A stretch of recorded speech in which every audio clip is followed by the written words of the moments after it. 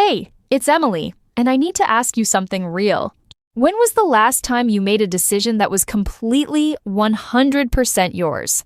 Not what your parents wanted, not what your friends expected, not what society told you was the right path.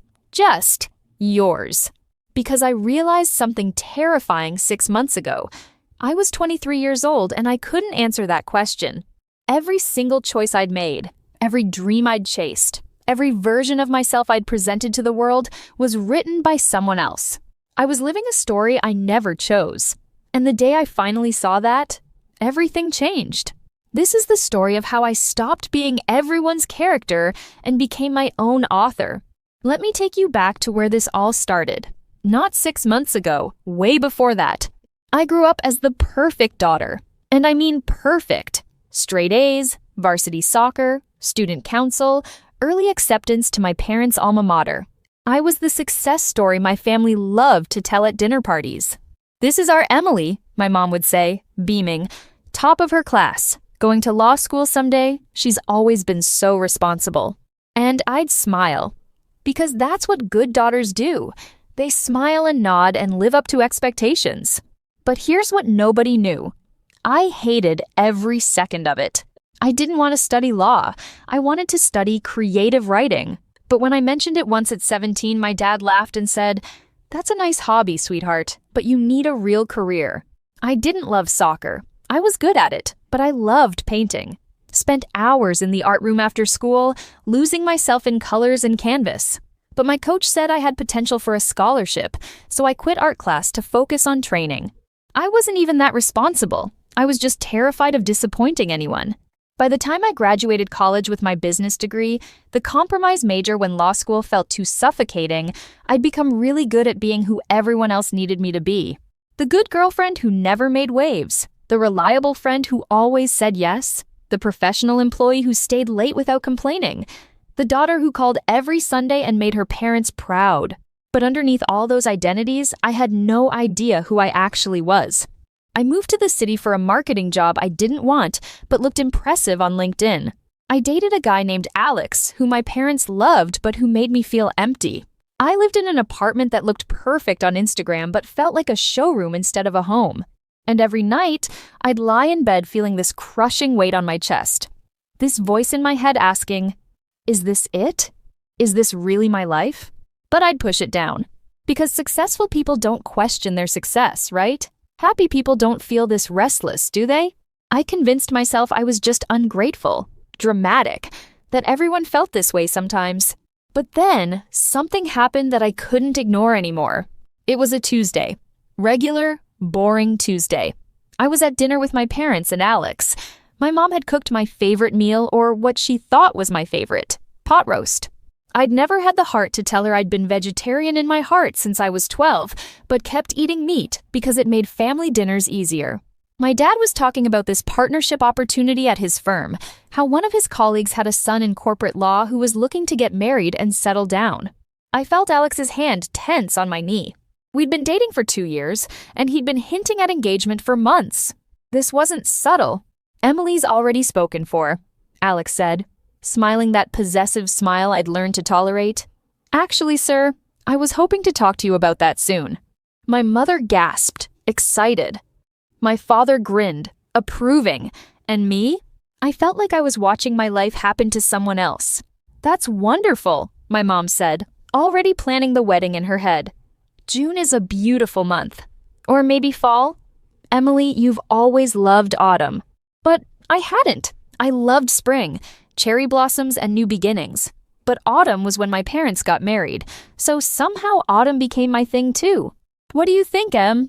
Alex asked, and everyone turned to look at me. And I opened my mouth to say what I was supposed to say. "That sounds perfect. I'm so happy." But what came out instead was, "I can't do this." Silence. Complete, suffocating silence. "Can't do what, sweetheart?" My dad's voice had that warning edge, the one that said I was about to embarrass him. "Any of this," I said, and my voice was shaking but also clear, like I was hearing myself for the first time. "I can't marry Alex. I don't want to work in marketing. I don't even like pot roast." My mother laughed nervously. Emily, what are you talking about? You're just stressed from work. I'm talking about the fact that I'm 23 years old and I can't name a single thing about my life that's actually mine. The words were pouring out now, years of silence breaking open. You decided I'd be a lawyer. You decided I'd play soccer. You decided who I'd date and where I'd work and what version of me was acceptable. We gave you opportunities, my dad said, his face hardening. We supported you. This is how you thank us? Alex stood up. Emily, you're being dramatic. You're just scared of commitment. I'm not scared of commitment. I stood too, and I felt something crack open inside me. I'm scared of waking up at 40 and realizing I never lived a single day as myself. That I spent my entire life being the daughter you wanted, the girlfriend he wanted, the employee my boss wanted, and never once asked what I wanted. My mom was crying now. We only wanted what was best for you. No, I said, and my voice was quiet but steady. You wanted what made you comfortable, what looked good, what fit your story of who I should be. I looked at Alex, really looked at him. I'm sorry, but I can't marry someone I've been pretending with for 2 years. You don't even know me, because I don't even know me. I left, walked out of that house with everyone calling after me, got in my car, and drove until I couldn't see through my tears anymore. I pulled over in a grocery store parking lot and completely fell apart. Because I just destroyed every relationship that mattered to me. And for what? I didn't have a plan, didn't have answers. I just knew I couldn't pretend anymore. The next few weeks were brutal. My parents weren't speaking to me. Alex sent angry texts about how I'd humiliated him. My friends were confused. They thought I had the perfect life. You're throwing away everything, my best friend from college said over coffee. For what? To find yourself? That's so cliché, Em. Maybe it was cliché. But clichés exist for a reason. I moved into a tiny studio apartment I could barely afford, quit my marketing job without another one lined up, started seeing a therapist because I was having panic attacks every morning. My therapist, Dr. Williams, asked me something in our third session that broke me open. Emily, if you could do anything with your life, what would it be? I don't know, I said automatically. That's not what I asked. I asked what you would do, not what you should do or what would be practical or what would make others proud. What would you do? And I started crying because I didn't have an answer. 23 years old, and I had no idea what I actually wanted. That's okay, Dr. Williams said gently. That's where we start, with not knowing, with permission to explore. She gave me an assignment. Every day, write down one thing that made me feel alive. Not accomplished, not validated, just alive. The first week, my list was pathetic.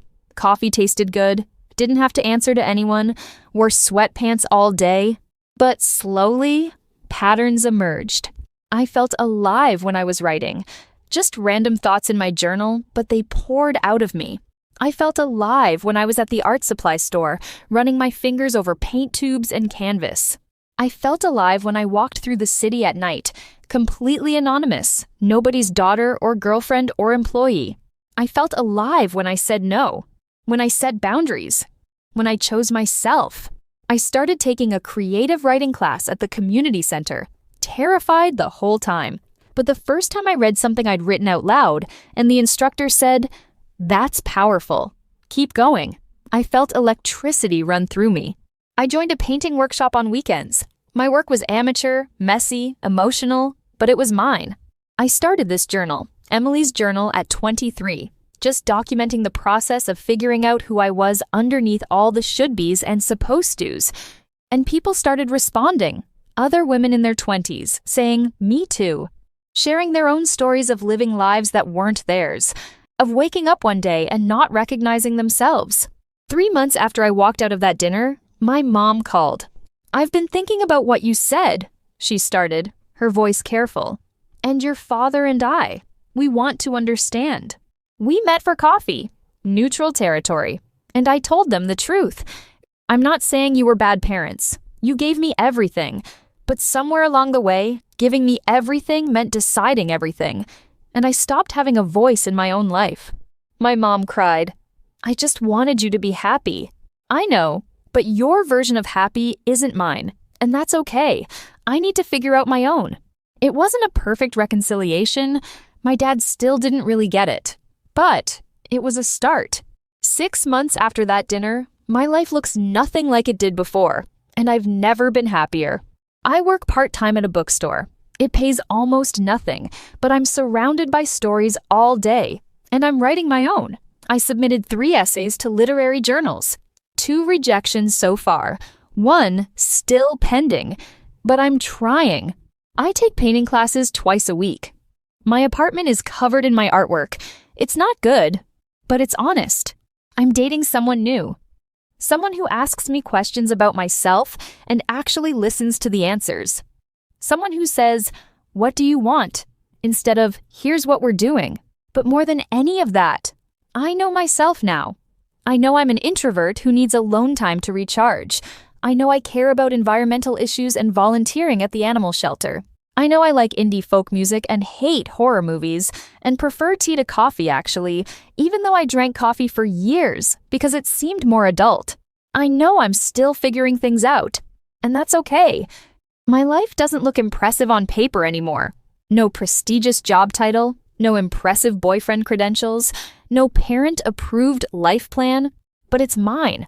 Every messy, uncertain, beautiful piece of it is mine. Here's what I learned that I wish I'd known at 20.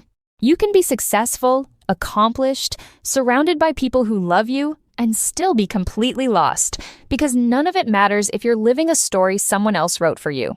The scariest thing you'll ever do is dismantle the life you built to please others, but it's also the most necessary. You don't find yourself in one dramatic moment. You find yourself in 1,000 small choices, in saying no when you mean no, in trying things that scare you, in allowing yourself to be bad at something new, in asking, "What do I actually want?" and listening to the answer. Some people won't understand. They'll think you're being selfish or dramatic or throwing your life away. Let them think that. Their approval isn't worth your authenticity. And here's the thing nobody tells you. You don't have to have it all figured out. You don't need to know exactly who you are or what you want. You just need to be willing to explore, to question, to choose yourself even when it's terrifying. 6 months ago, I thought I was ruining my life, but I was actually saving it. If you're watching this and feeling that weight on your chest, that voice asking, "Is this really my life?" Listen to it. That's not anxiety. That's not ingratitude. That's your authentic self, begging to be heard. You don't have to blow up your whole life like I did, but you do have to start asking the questions. What parts of my life are mine? What am I doing because I want to versus because someone else expects it? Start small. Say no to one thing you don't want to do. Try one thing you've always been curious about. Write in a journal. Talk to a therapist. Whatever it takes to start hearing your own voice again. Because your story is yours to write. Not your parents', not your partner's, not society's. Yours. And trust me, the story you write for yourself, messy and imperfect as it may be, is always better than living in someone else's narrative. That's my journey. That's my truth. And I'm still writing it every single day. Thanks for being here with me. If this resonated, hit subscribe. Share your story in the comments. And remember, it's never too late to become who you were always meant to be. I'll see you in the next entry.